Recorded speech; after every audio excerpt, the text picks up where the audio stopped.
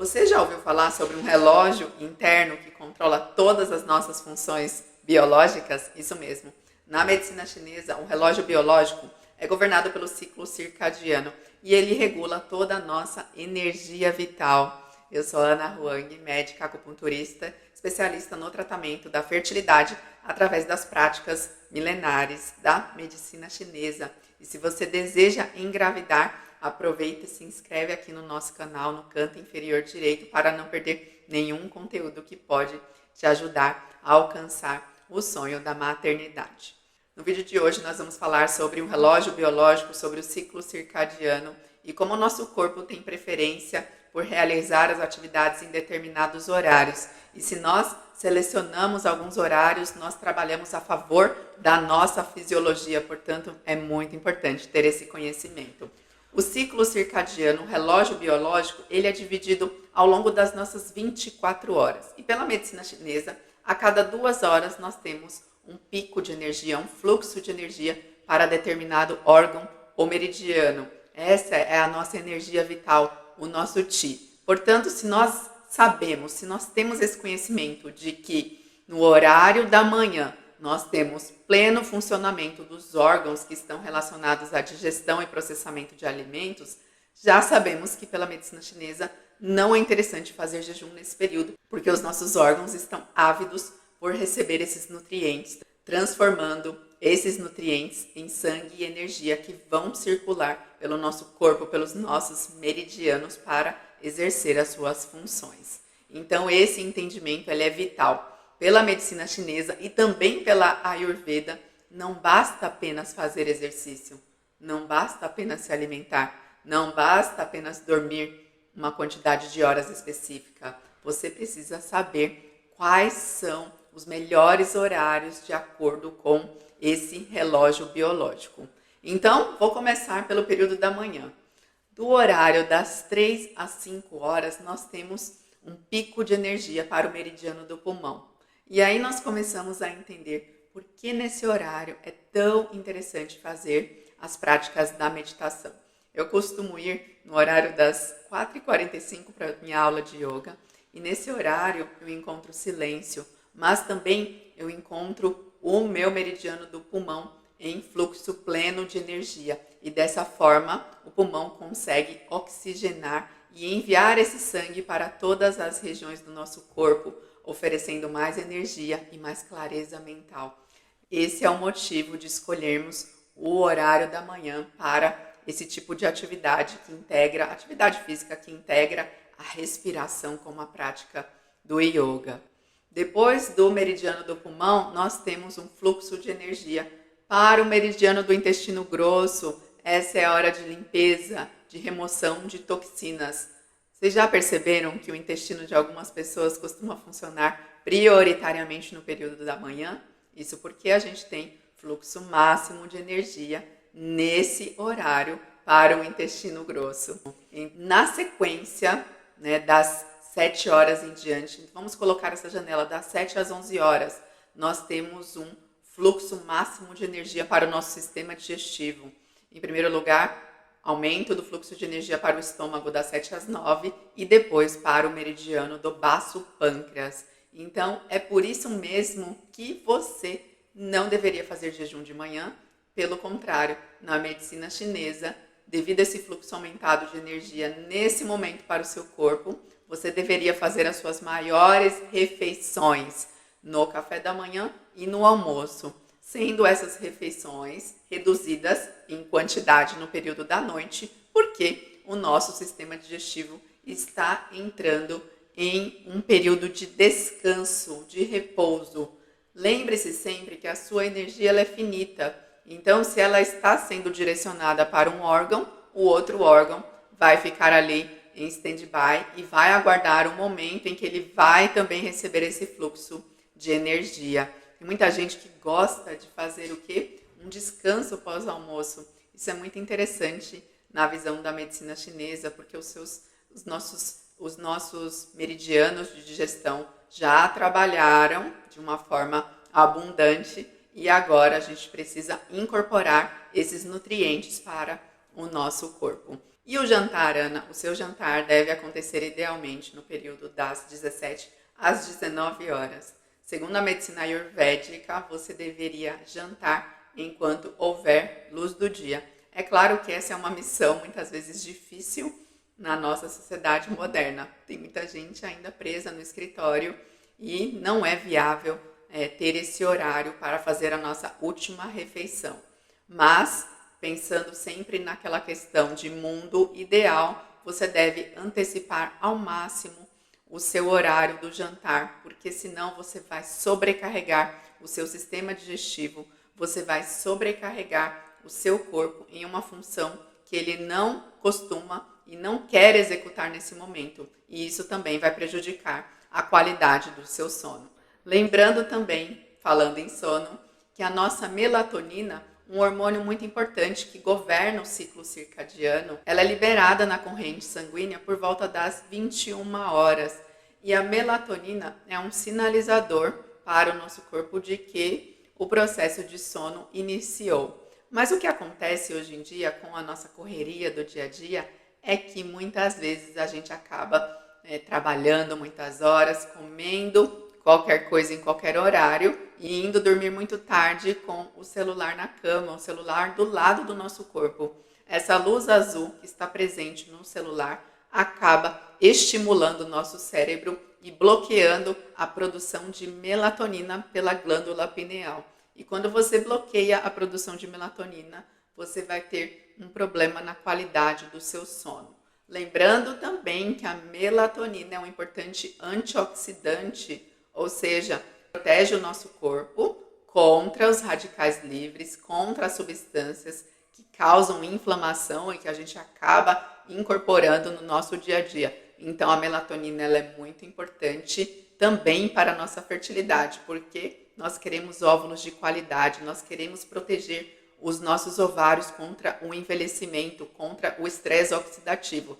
Então, se você tem a melatonina, um hormônio sendo produzido pelo seu corpo de forma natural, proteja essa produção endógena e desligue todas as telas, todos os aparelhos eletrônicos, notebook, computador, televisão. O ideal é que o seu quarto esteja todo escuro à noite. Às vezes eu coloco lá no desafio, eu mostro para as alunas uma parte sobre higiene do sono, onde eu coloco uma fita pretinha lá naquela luzinha, sabe, que sai da televisão, uma luz vermelha que acaba sempre estimulando o nosso cérebro. Qualquer escape de luz no corredor ou qualquer luz de eletrônico faz esse bloqueio de produção de melatonina e isso também prejudica a fertilidade, né, de uma forma indireta, pensando sempre que a melatonina é protetora para os nossos ovários. Então temos que pensar sobre isso também em relação ao sono. Não adianta dormir apenas às 7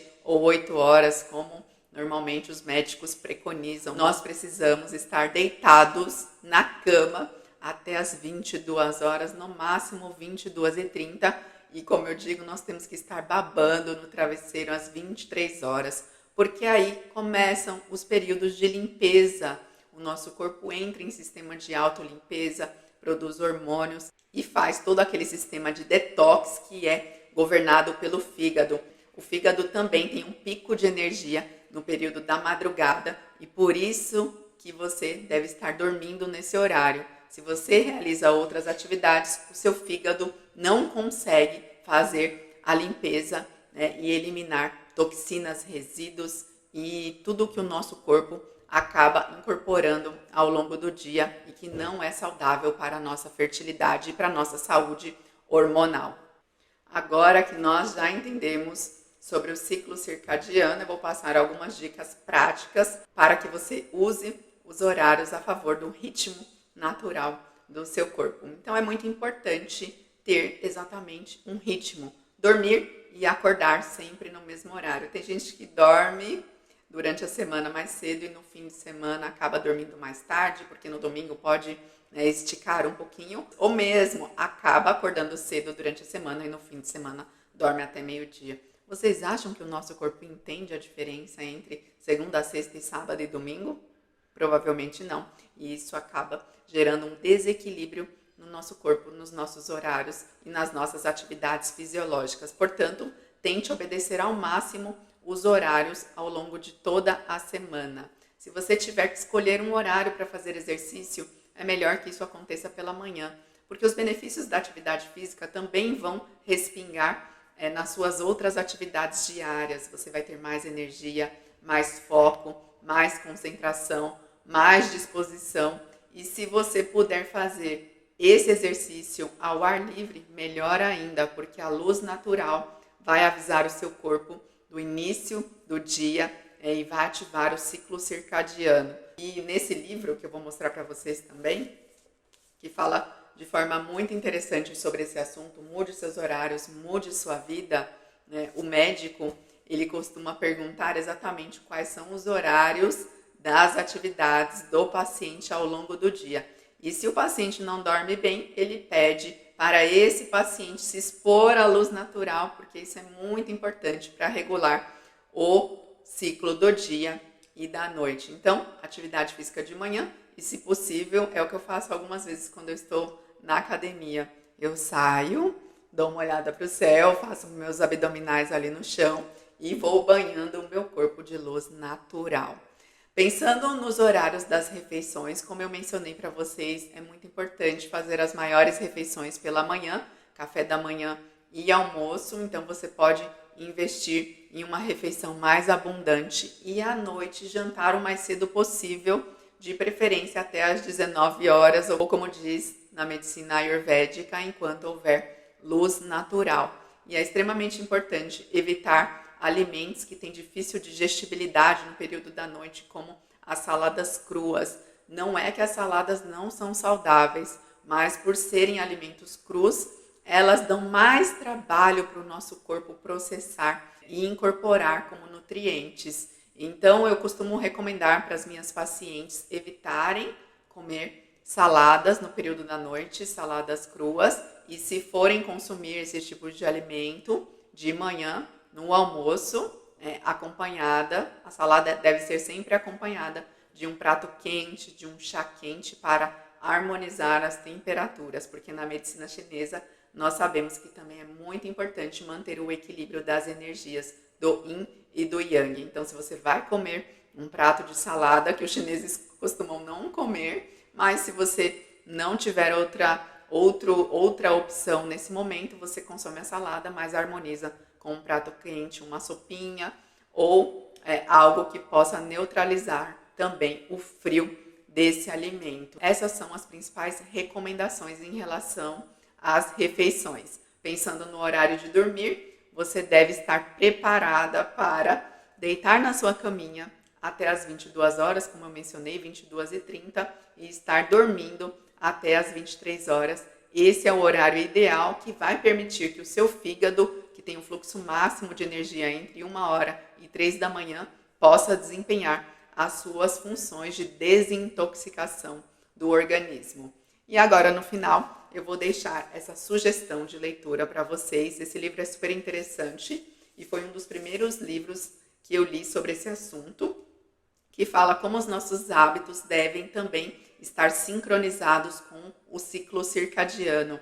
Esse assunto, ele é estudado na cronobiologia. Então, não pular refeições, não dormir tarde, não mudar os nossos horários de forma muito drástica, não fazer exercício físico à noite. O médico até fala que, às vezes, um exercício de 30 minutos de manhã é muito mais eficaz do que 1 hora de esteira à noite, o dobro do horário à noite. Por quê? Porque o nosso corpo, ele vai potencializar essa energia do período da atividade física de forma mais importante nesse turno. E à noite, é claro que se a gente faz exercício, a gente também ativa o nosso corpo e para muitas pessoas isso pode prejudicar a qualidade do sono. Então, às vezes não é nem tanto sobre o que a gente come, sobre a quantidade de horas que a gente dorme, mas sim se esses horários que estamos realizando essas atividades estão de acordo com a nossa cronobiologia, com o nosso ciclo circadiano.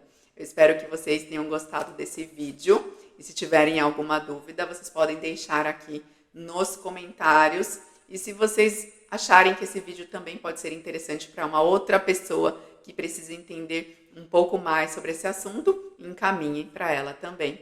Um beijo grande e nos vemos no próximo vídeo.